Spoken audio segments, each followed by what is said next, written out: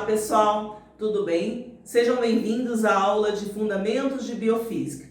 Na aula de hoje nós vamos encerrar o estudo da biomecânica. Outras coisas virão por aí, certo? E neste fim a gente vai entender um pouquinho o que são máquinas simples, né? Claro que esse título dá uma ideia de que isso não tem nada a ver com fisioterapia, mas na realidade tem, tá? Se vocês hoje fazem pilates, se vocês hoje fazem musculação, exercícios em rampas, em planos inclinados, tudo isso tem a ver com física e, obviamente, com máquinas simples. E a gente vai entender como isso acontece com aplicação, né, para seres humanos. Certo? Boa aula a todos! No cotidiano, o termo máquina é reservado a equipamentos grandes, utilizados para efetuar os mais diferentes serviços, tais como as máquinas existentes em fábricas, as máquinas de lavar roupa, as máquinas de costuras e etc. Já na física, o termo máquina é reservado a objetos ou instrumentos que facilitam a execução de diferentes afazeres do dia a dia, tais como um martelo, uma tesoura, talheres e etc.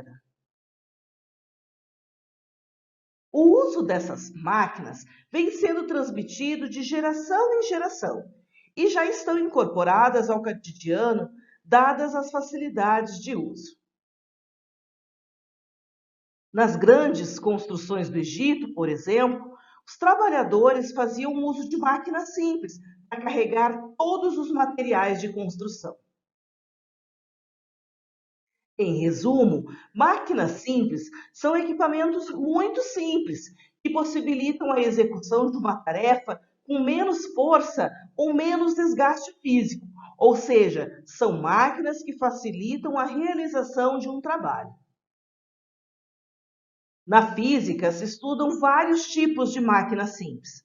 Para nós, da biofísica, o que interessa são as máquinas a serem utilizadas na resolução de problemas do corpo humano. E, para isso, dois tipos de máquinas são importantes: as alavancas e as polias. Vamos começar entendendo um pouquinho o que acontece quando a gente tem sistemas de alavancas. Fisicamente, alavancas são hastes rígidas que podem girar em torno de um eixo sobre ação de forças. Com o uso de uma alavanca, é possível erguer corpos de massa muito alta, tal como mostrado na imagem abaixo, com extrema facilidade. A primeira pessoa a pensar em uma alavanca foi Arquimedes. Arquimedes viveu de 287 a 212 a.C., tendo nascido e vivido a maior parte de sua vida na cidade de Siracusa, na costa da Sicília, atual Itália, que naquela época era parte do mundo grego.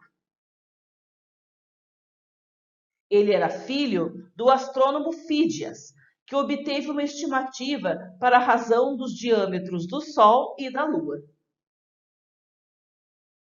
É provável que Arquimedes tenha estudado na cidade de Alexandria, no Egito, que era então o centro da ciência grega.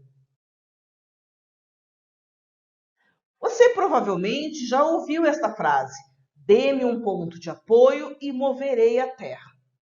Bom, essa frase ela é de Arquimedes e está relacionada ao que vamos estudar na aula de hoje. Ela foi dita quando ele conseguiu realizar uma tarefa solicitada pelo rei Hierão, de lançar ao mar um navio de muitas toneladas, movendo apenas com a força das mãos, ao utilizar uma engrenagem composta de um sistema de polias e alavancas.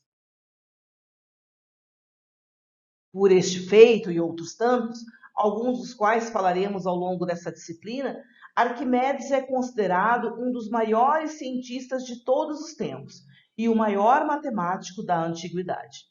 É comparável, nos tempos modernos, apenas a Isaac Newton. As alavancas são constituídas por 3 elementos. Um ponto fixo, que é o ponto ao redor do qual a alavanca pode girar. A força resistente, no qual a força é a força peso do objeto que se pretende movimentar, ou levantando, ou sustentando, ou equilibrando. E a força potente, que é a força exercida com o objetivo de mover o objeto, ou levantar, ou sustentar, ou equilibrar. As alavancas, elas também podem ser classificadas de acordo com o elemento que fica entre os 2 pontos restantes. Ou seja, vamos entender um pouco sobre isso. As alavancas podem ser interfixa, né? Que são alavancas cujo ponto fixo ocupa um lugar qualquer entre a força potente e a força resistente. Um bom exemplo de uma alavanca interfixa, né, são as tesouras, os alicates, os pés de cabra, etc. A alavanca interresistente, que são forças que se encontram em algum lugar entre a força potente e o ponto fixo. E um exemplo desse tipo de alavanca são os quebra-nozes, o abridor de garrafa, carrinhos de mão e etc. E, finalmente, temos a força interpotente, cuja força potente se encontra em algum lugar entre a força de resistência e o ponto fixo. Exemplos desse tipo de alavancas podem ser ditas como um cortador de unha, como mostrado na imagem. Outros exemplos são vassoura, pinça e os remos. Bom, o corpo humano, será que ele é um sistema de alavancas, né? E se ele for, como isso vai funcionar? Bom, os primeiros estudos sobre o movimento humano que se tem registros, né, foram realizados pelo grego Aristóteles. Ele também identificou as alavancas mecânicas como alavancas anatômicas que atuam no movimento humano. Séculos mais tarde, nasceu Giovanni Afonso Borelli, e que atualmente a gente até já comentou com ele em outra aula, né? Ele é considerado o pai da biomecânica, sendo a primeira pessoa a esclarecer as alavancas do sistema musculoesquelético. Bom, quando os músculos desenvolvem tensão, tracionando, que é o caso dessa imagem aqui, né? Tracionando os ossos para sustentar ou mover resistências, eles vão automaticamente, mecanicamente funcionar como se fossem alavancas.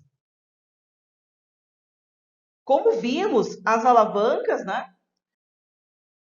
são hastes rígidas, que podem girar em torno de um eixo fixo, sob a ação de forças. No corpo humano, os ossos são as hastes rígidas. E as articulações são os eixos fixos. E os músculos e cargas resistentes aplicam as forças, certo?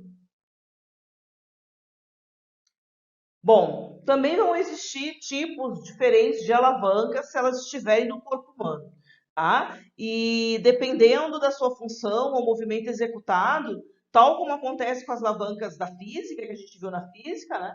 As alavancas do corpo humano, elas também vão ser divididas em 3 classes.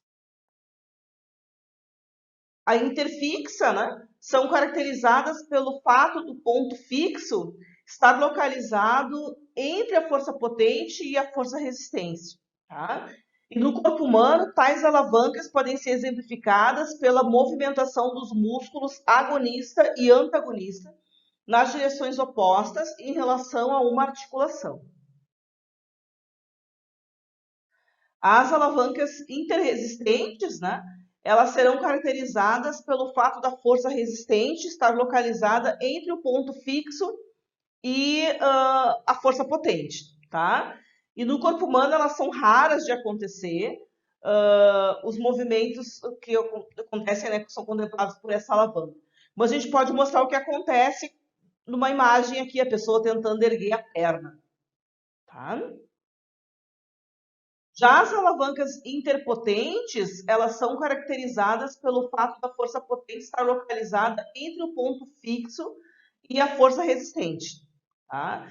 E no corpo humano, essa alavanca atua na realização de muitos dos movimentos que a gente conhece. Bom, para finalizar, vamos entender o que são polias, ou também chamadas de roldanas, né, como a gente está vendo nessa imagem. Bom, as polias, elas servem para mudar a direção e o sentido da força com que puxamos um objeto, tá? As polias, elas podem facilitar a realização de muitas tarefas, dependendo da maneira com que elas são interligadas. E a gente vai ter dois tipos de polias, as fixas e as móveis, nos quais a gente vai comentar um pouquinho agora.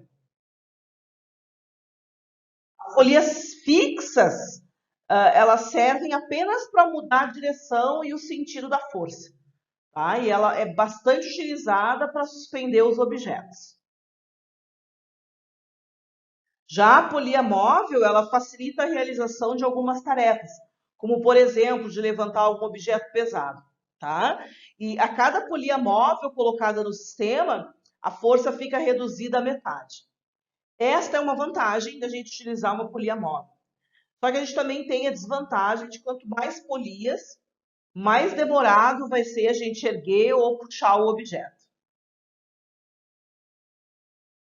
As polias móveis, elas são muito utilizadas, tá, gente? Para erguer na vida da física, na vida real, né? Para erguer motores de carro ou barcos, né?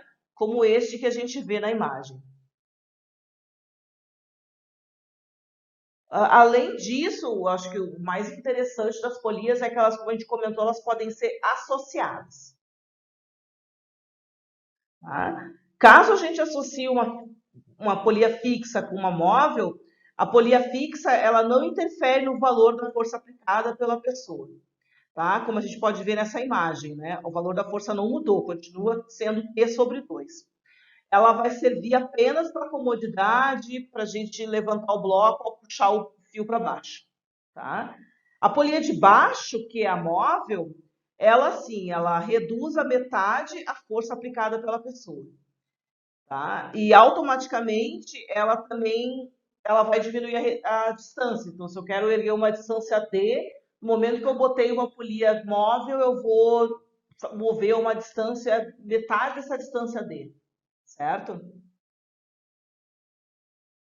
Bom, caso tenhamos uma fixa com várias móveis, como a gente está vendo aqui, a gente vai ter uma redução na força que vai levantar o objeto.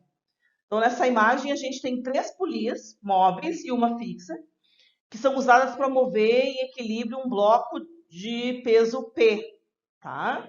Como vocês podem ver, cada polia vai reduzir metade, então no final a gente vai ter um P sobre 8, né, que a pessoa vai puxar. Então ela vai erguer o bloquinho com uma força 8 vezes menor do que teria erguido se estivesse utilizando uma única polia. Bom, vamos entender um pouco o que está acontecendo com essas polias e se a força é realmente 8 vezes menor. Bom, não sei se vocês lembram, mas como vimos na apostila, a relação que existe entre a força da pessoa e a força do bloco, a relação que existe é essa mostrada na imagem, tá? Onde a força da pessoa é igual à força do bloco dividido por 2 elevado na n. Onde este n é o número de polias móveis que existem no sistema, tá? Se vocês olharem a nossa imagem novamente, vocês vão ver que existem para essa situação, né, número n, né, será de 3 polias. Tá? Vamos imaginar que a força que o bloco executa é uma força de 80 newtons. Vamos então, com esses dados, né, a gente consegue determinar a força que a pessoa vai fazer sobre o sistema, tá? Então vamos lá. Vamos aplicar, colocar esses dados nessa equação. Então, a força da pessoa será a força do bloco, que é 80 newtons, dividido por 2 elevado na N, onde N é o número de 3 polias móveis, tá, gente? São as polias móveis, tá? 2 elevado na 3, vamos colocar aqui, né? Isso aqui é 80, dividido por 2 elevado na 3, é a mesma coisa que 2 vezes 2 vezes 2. Ou seja, 2 vezes 2 vezes 2 é 8, né? Logo, a força que a pessoa faz é uma força de 80 dividido por 8, 10 newtons, certo? Ou seja, a força que a pessoa executa para erguer o bloquinho, ela é 8 vezes menor do que a força do bloco realmente. Aqui está a comprovação do que nós falamos. Ou seja, as polias, elas são úteis porque elas diminuem o valor da força que a gente precisa aplicar no sistema para fazer o bloquinho se mover. Ok? Como vocês podem estar se perguntando, né? Tá, mas qual a utilidade disso na fisioterapia? Né? Onde é que eu vou utilizar essas polias? Bom, um método que utiliza polias ou roldanas, né, é o Pilates, tá? Este método ele é utilizado na reabilitação e prevenção de lesões. Os aparelhos utilizados nessa técnica, eles são dotados de um mecanismo de molas e roldanas que colocam uma maior resistência ou facilitam a execução de movimentos e simulam situações rotineiras da atividade física. Então, pessoal, espero que essa aula tenha sido clara. Qualquer dúvida que vocês tiverem, não esqueçam de me contatar, ok? Até a próxima aula!